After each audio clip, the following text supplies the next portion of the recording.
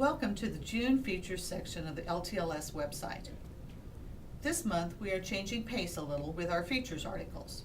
You may call this the LTLS staff picks for our favorite reads, or just what we're reading.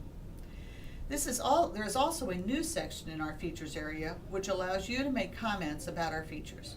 We hope that you will comment about our favorites and add some favorites of your own to this section. So what are we reading at Lincoln Trail? Let me start with my favorite reads. I write about my favorite fiction reads and how when I really get engrossed in a book, well, everything else slips and the gardening doesn't get done, the cooking slides, and I really don't hear anything going on around me. So I'm pretty much an engaged, escapist reader. I also mention my favorite professional book, but I really don't read those kind of books from cover to cover like I read fiction. Vacations are important to all of our well-being, but Donna Shaw makes her vacations become more memorable and last even longer by combining her love of history and reading about the places she travels. Donna is a real history aficionado, and her reads are about the history of the Oregon Trail with special emphasis on diaries and other first-hand accounts of history. What a great way to get a feel for the life and times past. You should also know that Donna not only reads about history, she also collects books from places she travels.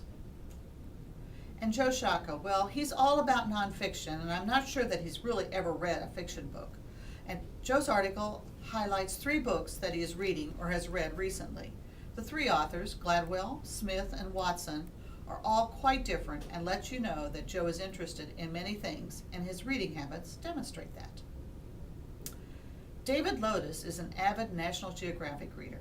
I would say that he reads the monthly magazine cover to cover. After reading his article, I think that you, like me, might be inclined to renew your interest in this quintessential photography and travel magazine. After all, this may be how many baby boomers and those older learned about our world. Thanks, David, for a great read. Pat Bowes tells us about her 3 primary reading interests: crime, classics, and cookbooks. She has read or is reading the top 100 classics. The way she is reading is just perfect, listening to them via audiobook. I know that I haven't read nearly as many of the classics as I would like to, so maybe I'll find those audiobooks via my Media Mall, which is our downloadable ebook, audiobook, and video service, which is available through Link. Many classics are available through this service, as well as through traditional audiobook collections in your libraries. Fantasy, mystery, and biographies are the current read for Michelle Ralston. She regularly is reading more than 1 book at a time just to keep things interesting.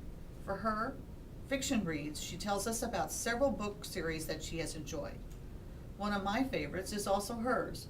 That is the #1 Ladies Detective Agency by Alexander McCall Smith.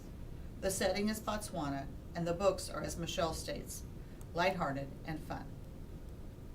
I hope you have enjoyed learning a little bit about what we read. We enjoyed putting our favorites together for you to enjoy.